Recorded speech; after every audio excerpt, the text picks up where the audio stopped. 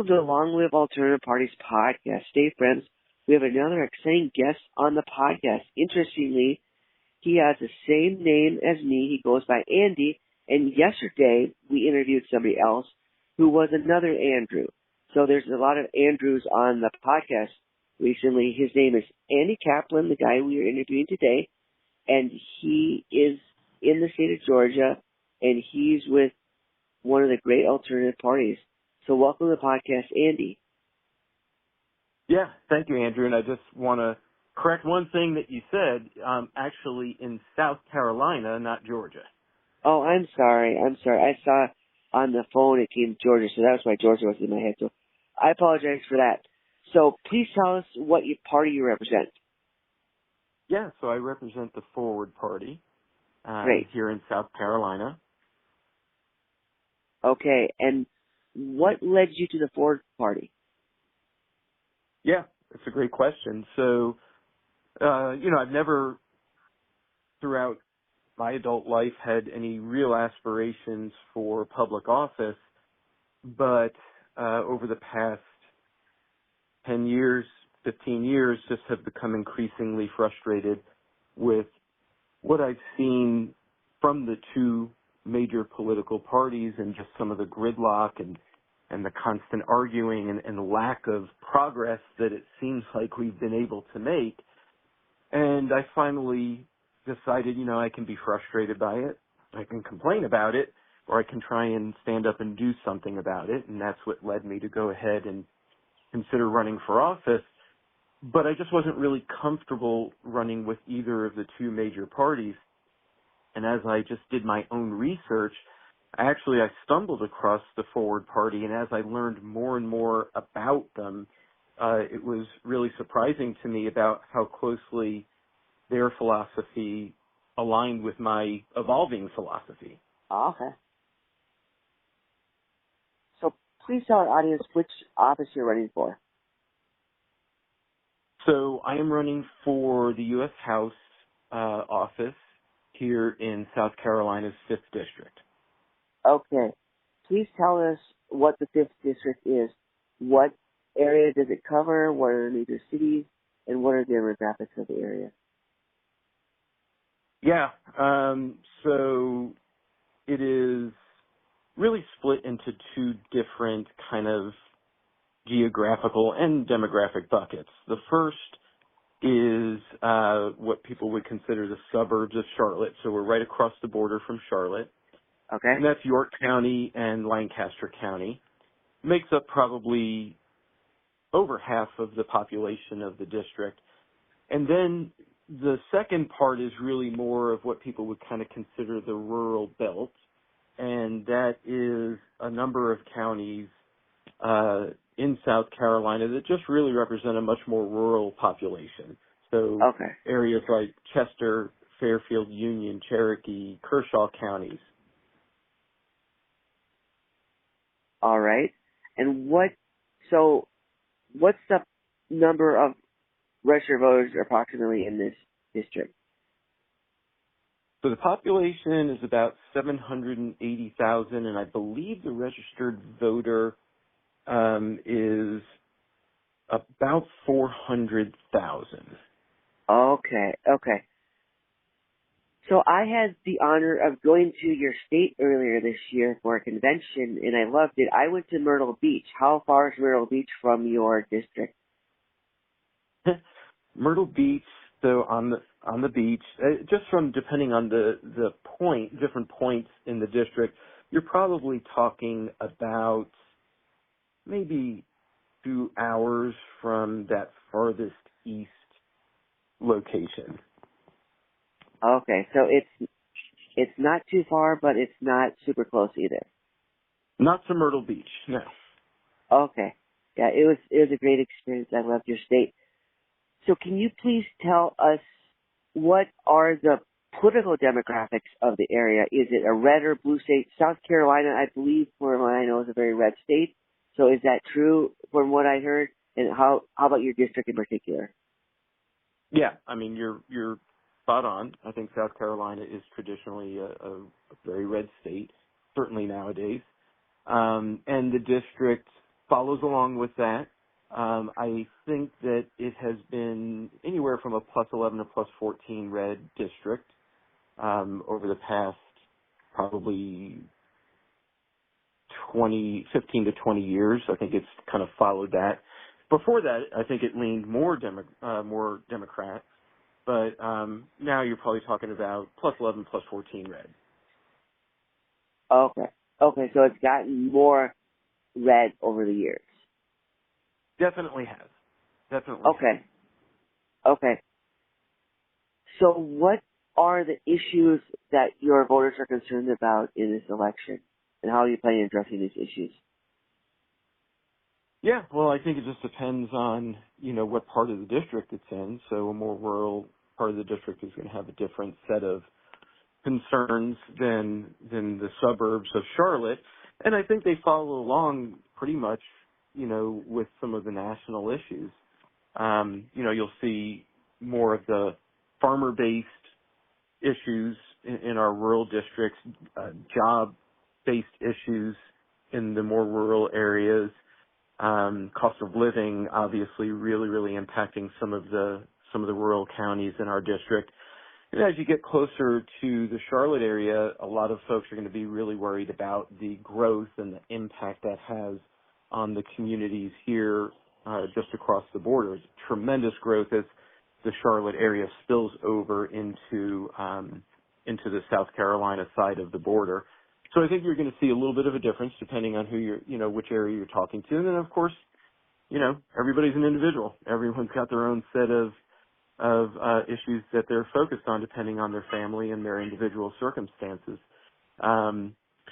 So there's been a lot of just talking with people throughout the district over the past 5 or 6 months since I decided to kind of move forward with this, and just kind of really learning what people are dealing with and what they're faced with and what some of their challenges are. Okay. So what are your platform planks in this election? From what I understand of the Ford Party, it's not a ideology-heavy party, so they have more of a general principle approach. I interviewed another Ford candidate, and from what I understand, there's other parties that have merged with the Ford Party that are similarly aligned. So please tell me more about that. Yeah, so the Ford Party does not have a strict platform. You're absolutely right. That's not the approach. It's more about giving people more options and more choice outside of the two-party system. I will say the Ford Party is against things that would be very restrictive on voter rights. So I know the Ford Party has a real strong stance against redistricting, certainly redistricting, mid-cycle. So outside of that, there's not a strict platform. So it's really up to the candidate and what their platform is and how it matches up with their district and the constituents there.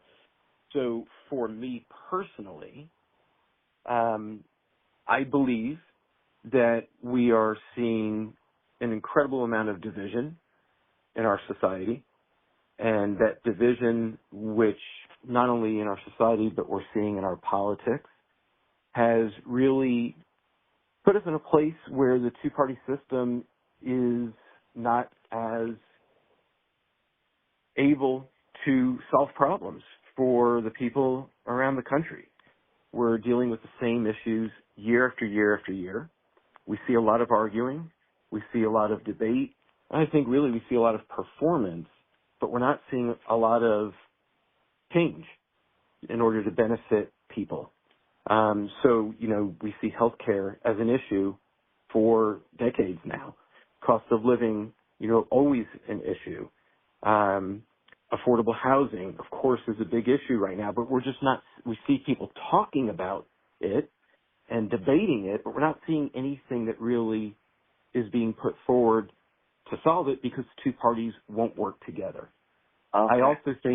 I also think that we're seeing, as we all know, especially since the Citizens United decision, but even before that, for a long time now, just so much influence of corporate money in our elections and in our politics, drowning out the voice of individuals. And I think that's impacted how our two-party political system works. So for me, it's about taking big money, the influence of big money out of our politics and putting more ethics back in. And it's about really breaking the stranglehold that the two-party system has on our political system. And I think electing independent candidates goes a long way to helping to do that. It doesn't take dozens of independent candidates to make a difference in a closely divided Congress. It takes a handful of independent candidates to really start to bring the two sides together and start to work together and negotiate together and hopefully come out with some nonpartisan solutions to the problems that we're all facing. Sure. That sounds good. So since your district is both rural and urban, what is your strategy for reaching the voters? Yeah, and I'd say rural and suburban. Rural and suburban, okay. Yeah. So we are outside of, Charlotte. So really it's a lot of grassroots. So I don't have the backing of the Democratic Party, don't have the backing of the Republican Party, obviously as an independent. I have put together what I call the Clean Government Pledge. So it's 10 commitments around, not taking corporate money, not taking support from political action committees, term limits, stock trading by members of Congress and really throughout the government, limits on that. So in order to reach the voters in the district, it's a very, very grassroots approach.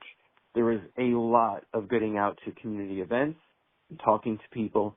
There's a lot of knocking on doors and talking to all different, folks throughout the community and hearing their issues and how they would frame up their issues, what they'd like to see Congress do differently. There's a lot of social media posts, to be able to engage people. So it's a very, very grassroots approach, a lot of talking to different groups, and less about advertising, less and less about your traditional Democrat or Republican approaches to engaging folks. Okay. That sounds good. So you're emphasizing social media as well as meeting people by foot. Meeting people in person, absolutely. Okay, great. So I do have another question about demographics. Is your district, is it diverse? About 25% of the district is African American. Okay. That'll be concentrated in some of the more rural counties. Although, we see a lot of diversity across all the counties. I mean, obviously, there's a Latino population and Asian population. Here in York County, we see a pretty big Asian Indian population as well. So it's a pretty diverse district. Okay. So if you do get elected, what will be your plan to get things done? Because alternative parties, they got interesting perspectives. So if you do get elected, how would you approach the office? Yeah, I think the approach is that the goal is to bring the two parties together. And that sounds daunting, like, well, how would one member of the U.S. House do that, right?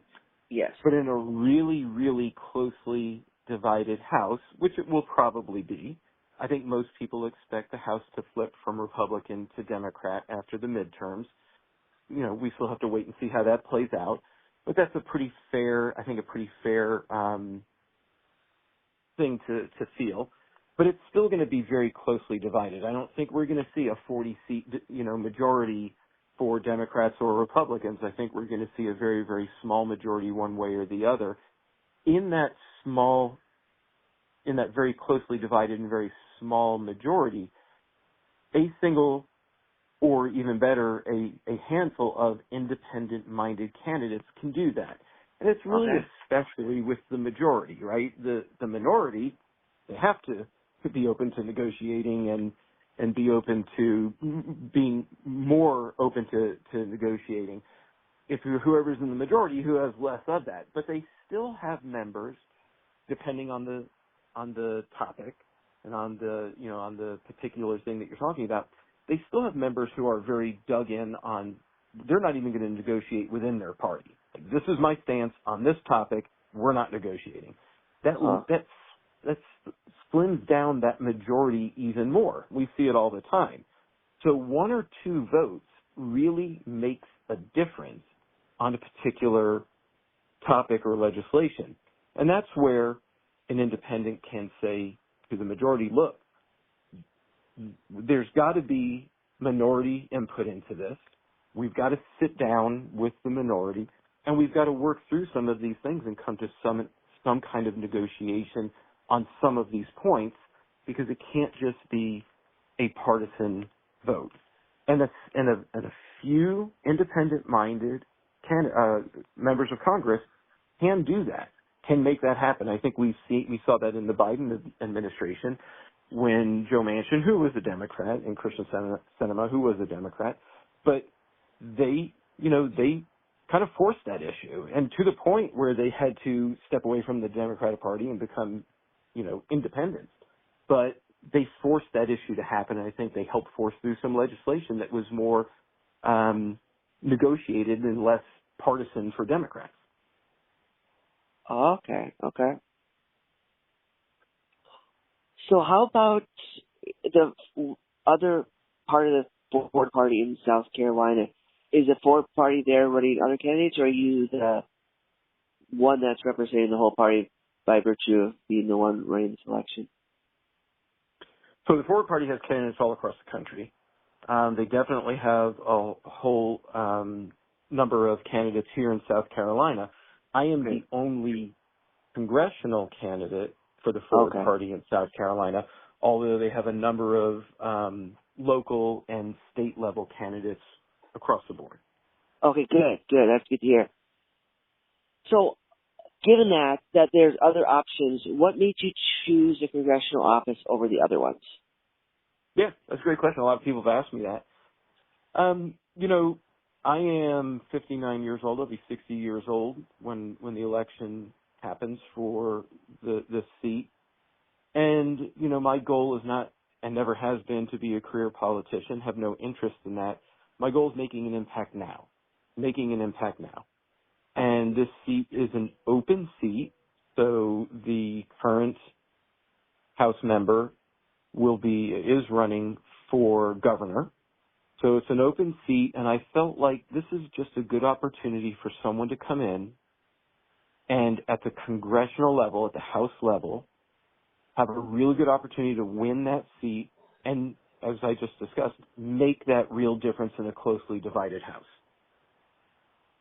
Okay, that sounds a good strategic reason for running for this position instead of the other ones.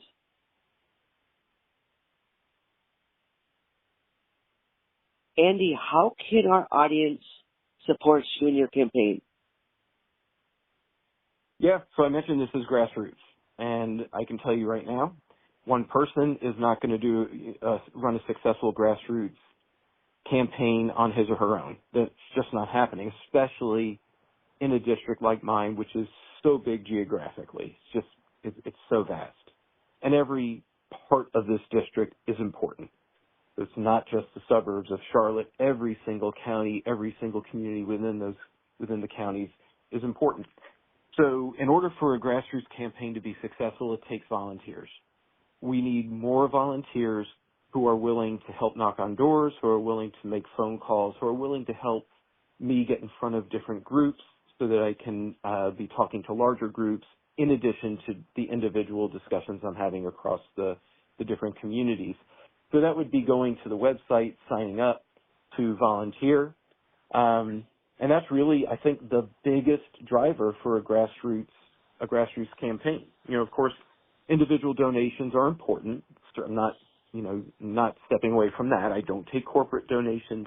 I'm not going to have political action committee support because of my stance on that. But individual donations are important, and they do help, when it comes to signage at that time of year and just getting in front of people. So those two things are the big keys. Okay, great. I can put that information in the show notes. Can you please give us your website address? Yep. It's Andy Kaplan, Kaplan, 4, Congress.com. And someone can go to the website, obviously learn all about me and the platform and things like that, but also sign up and volunteer and sign up to get more information and to stay engaged. All right, sounds great. I can find to put that in the show notes. Andy, I thank you for coming on the podcast today and talking about your campaign. Yeah, absolutely. I really appreciate the opportunity. We wish you all the best in your campaign and also everything else you do in your personal and professional life. Thank you so much. I appreciate it. Take care. All the best. All right.